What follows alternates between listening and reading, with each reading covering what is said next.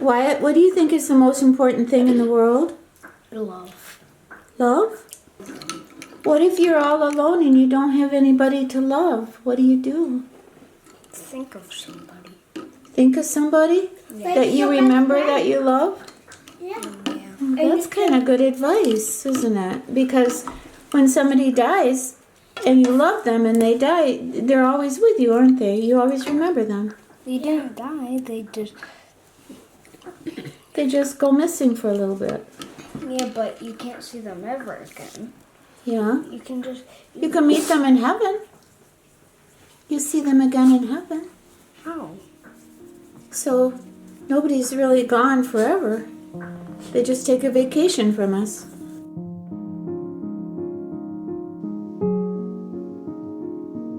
Somewhere along the way, somehow we ended up at a crossroad and we... Is that Mr. Buttons? Does Mr. Buttons, does he like to take a walk every day? Somewhere you chose to go left while I turned the other way, and you got lost.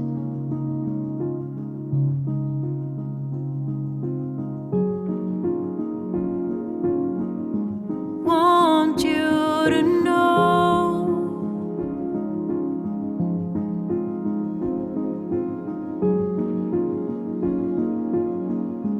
for all I know,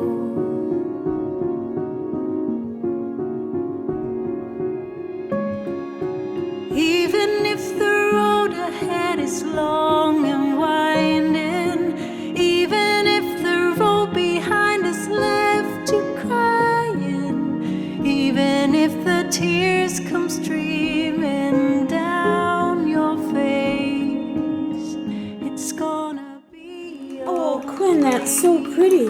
Are those clouds? What are those? Those are clouds? Yeah, but they're good kind. And clouds aren't always white, are they? Make a wish and I make it come true.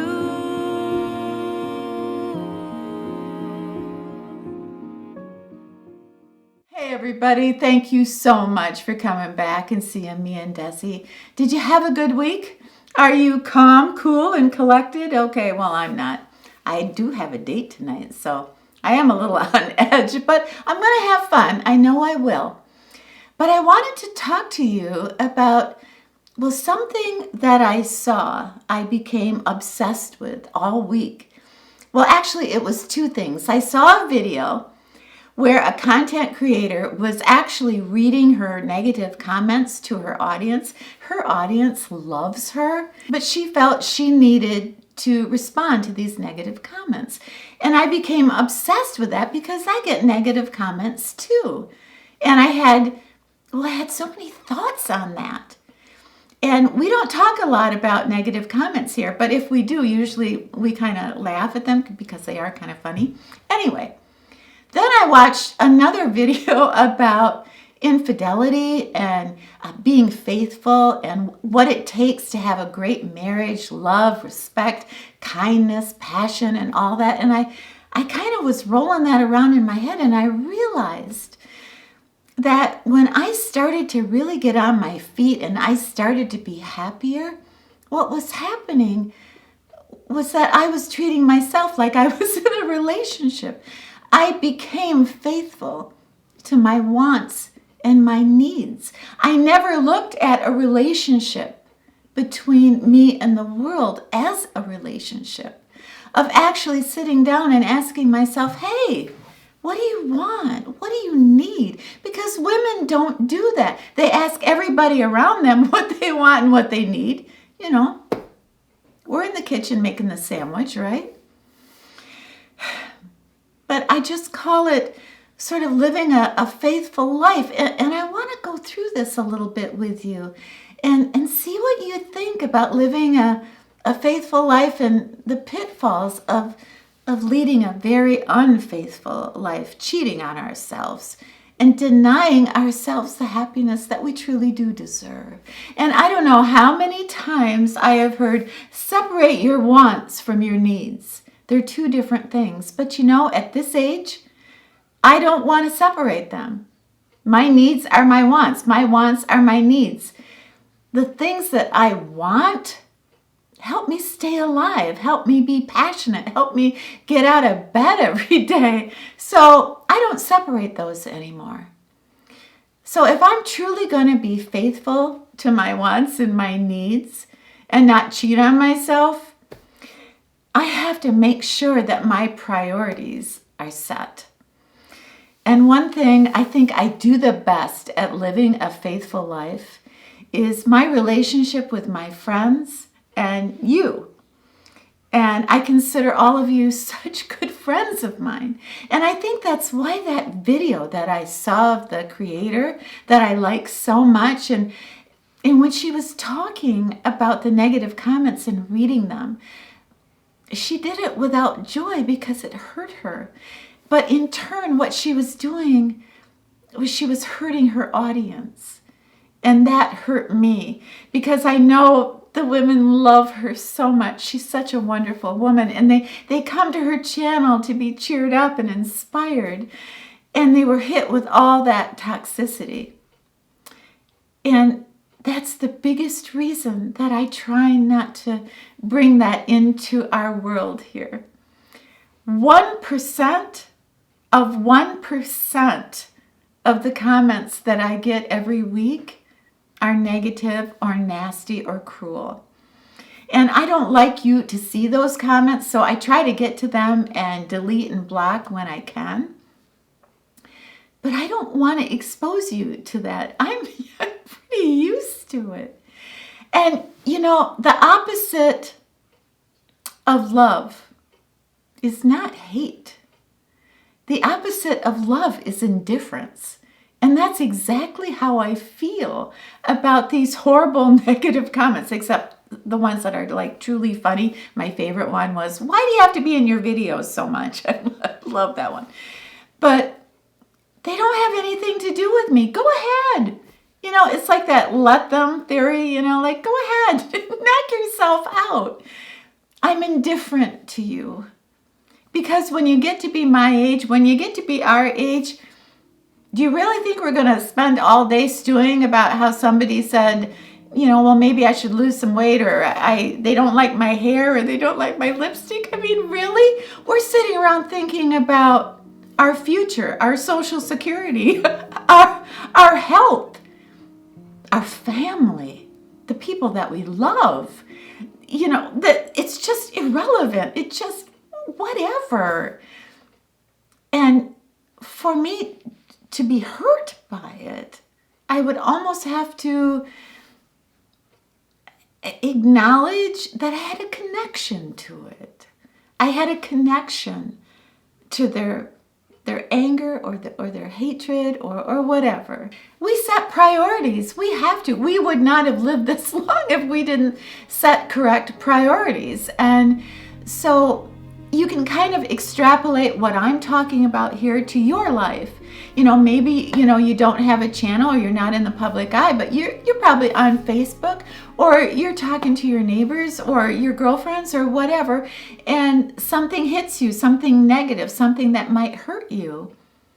And you let it roll off your back. Because why? Why is it at 70 you're more mellow than you were at 50? Because your priorities have changed. Every single day is so precious.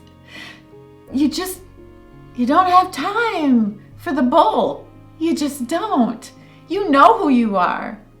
And that's what I mean about living a faithful life. You know who you are. You know what you want. You know what you're all about. This content creator that I'm talking about, I think she is, I want to say 18 years younger than I am. And I almost felt motherly towards her, like, you know what? In 10 years, none of this is going to bother you. I promise you. If you don't have a connection to the hate, it doesn't penetrate. your world. Everything I see now is designed in shells. Why is that? You hold your ear up to a shell and you can hear the ocean roar. It's escape, isn't it? It's just pure escape.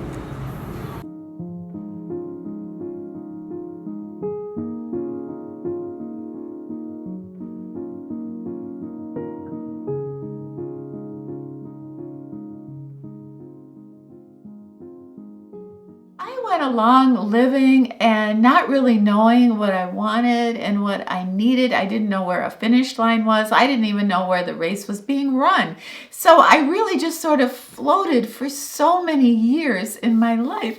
And that's why I just feel so much happier now that I do live a faithful life. And one thing that I'm good at, one other thing that I'm pretty good at is this need that I have to feel that I'm home, a home that feels comforting to me. I've been writing a poetry book, and that kind of takes a lot out of me. You have to kind of dig deep, way, way deep.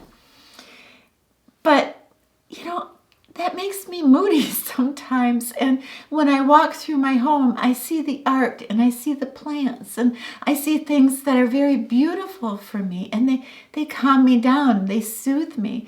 And so I realize I've been extremely faithful to the want and to the need of having a home. A loving, beautiful home. Maybe not beautiful to you, but beautiful to me. There's so many pictures in my home of the people that I love, and it means a lot to me. When I was a kid, I had a very unusual upbringing. I had, a pretty big family. I had my grandfather, my mother, and my mother's brother, and they were raising me. I didn't have any brothers or sisters. We went and visited the Italian family on the west side. I didn't have to learn how to share. I didn't learn how to interact with other children very well. It was adults, and it was adult themes, and I loved it. And then in a flash, my grandfather died. My mother had a falling out with her brother, and it was just me and my mom on our own. And she worked 2 jobs, so I was alone. I was alone in a house that was falling apart because my mama didn't have the money to fix up the house. So I would dream, as a little girl, I would dream of having a family, of having a pretty house, of having art on the wall, and all those beautiful things that I saw in magazines. I wanted that for myself someday. And I knew that would be so important to my well-being. And I don't care how old I get, I am going to be at that thrift store because I could never afford the things that I want. I could never afford the things that I have if it wasn't for the thrift store. For those who come to my channel and say, how come you're at the thrift store every week? Because it's a want and it's a need and it's so darn fun. But I'm faithful. I'm faithful to that little girl inside of me that just wants a home. A soothing, calm, pretty place to hang my hat, and when I'm feeling really down, to look up at the wall and see the most beautiful work of art and feel like, yeah, this is my sanctuary. This is home.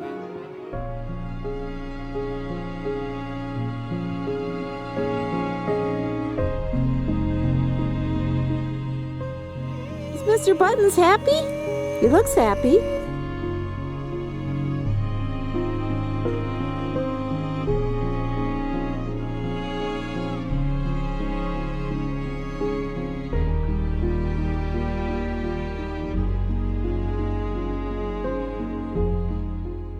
There, is that your favorite candy bar? Yeah. Yeah. You like a Kit Kat? Everybody likes a Kit Kat. They play that song, We Are Family, and that family is 3 syllables. And I love that. And I think about that often, that sometimes I try to turn my life into, instead of a 2-syllable life a 3-syllable life. You don't give it a little bit of embellishment. And I try to be faithful because when I think about a wonderful relationship, there's a lot of trust there and mutual respect and so much love. So the things that I fail at, the things where I cheat on myself, has so much to do with my diet and what I want. I would love my figure back. I love my clothes.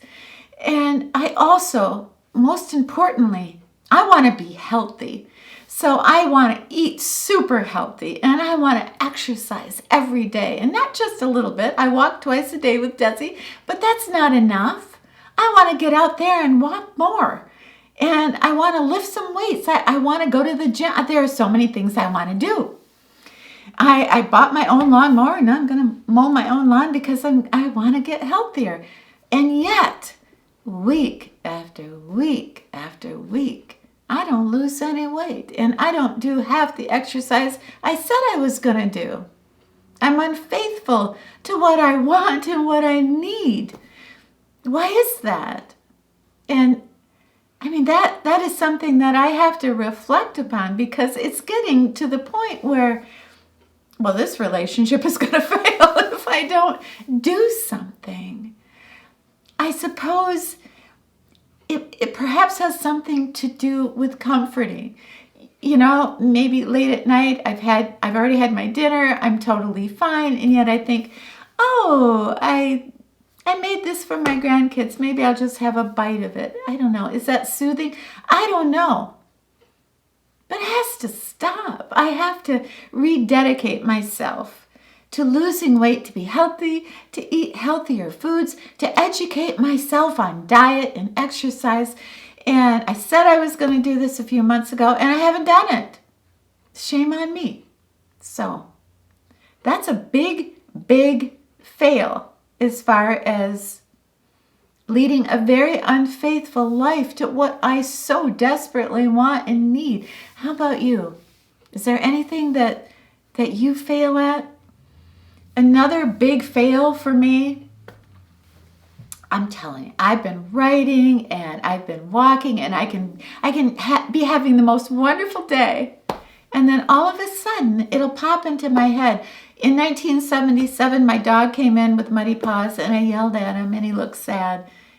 And what? That's kind of a silly example. But what I'm talking about is regrets. And there are times where I know better than to look back. And I promise myself that I want to live in the now and I want to see the future.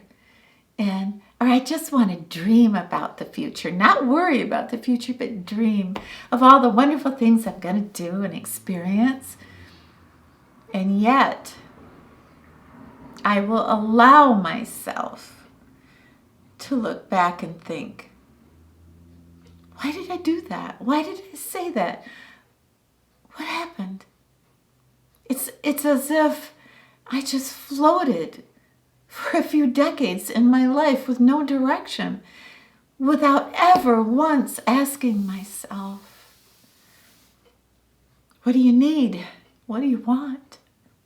And how can we make this happen? I just didn't do it. And so many of the decisions that I made were wrong. And I regret them. But how many times can I sit around and feel regret? What good does that do me? What good does that do anybody? They're crimes of the heart and of the soul. At many times in my life, I was so lost. And here I am. And I'm so happy. And I'm so grounded. And yet, I can still be pulled back every once in a while. So that is something that I consider leading an unfaithful life, because I know that's bad for me.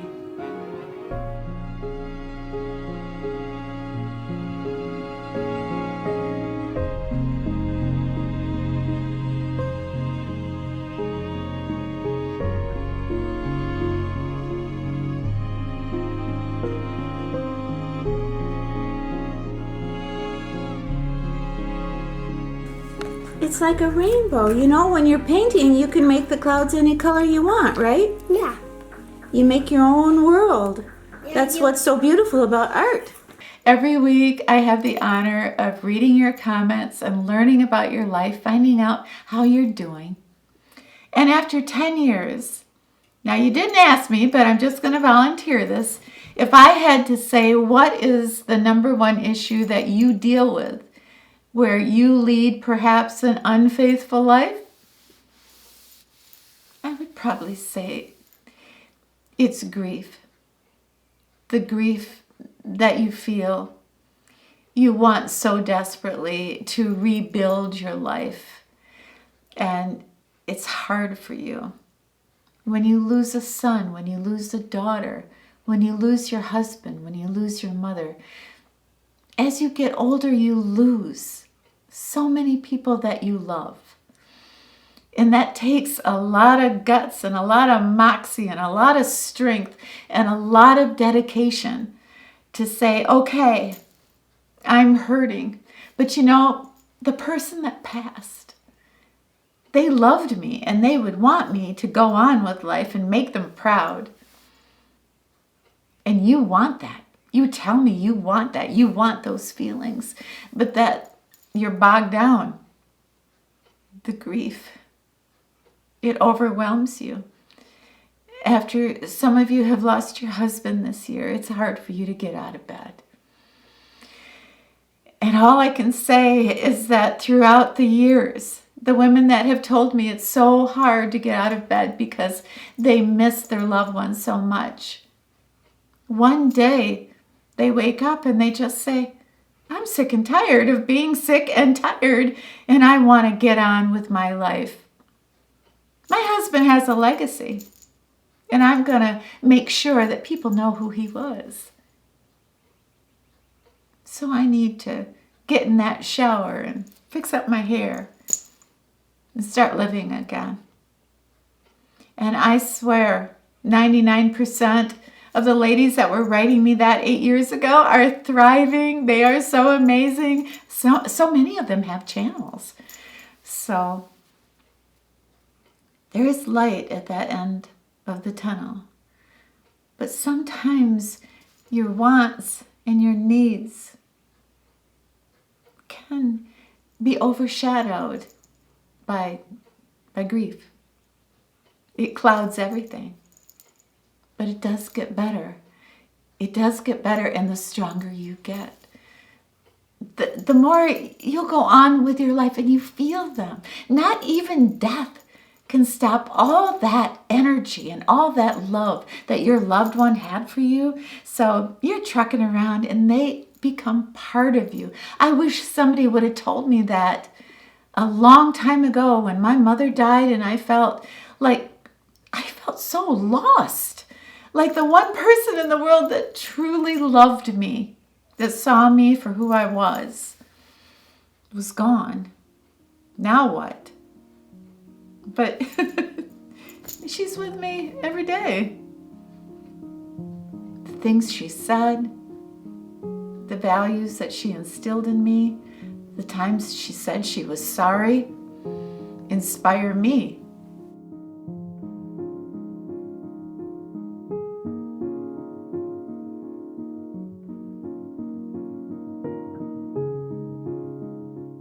Finds a way. So I would say if you ask me, I would say grief is perhaps the toughest thing that fills your days. You see them again in heaven. Oh. So nobody's really gone forever. They just take a vacation from us. We should make a promise to ourselves. We have vows that we live by. We will honor and protect and love ourselves as we go forward. How can you ever get what you want or need if you don't know what those things are? If you've never actually sat down and asked yourself, what do I want?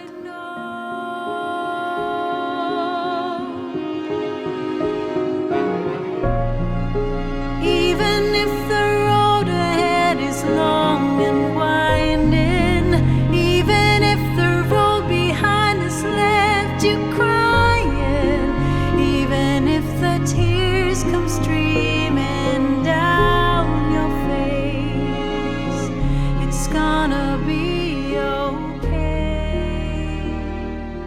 everybody. Thank you so much for hanging out with us today. I hope you liked the video. It was important for me this week to talk about this subject. And if you get time down below, maybe you could share something that allows you to lead a faithful life of what you want.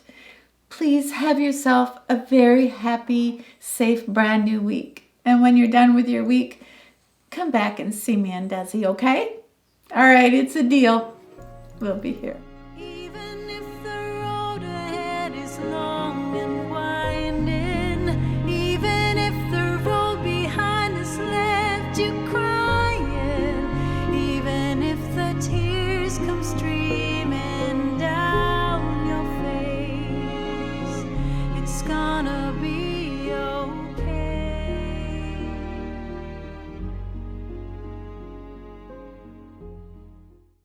The answer, my friend, is blowing in the wind.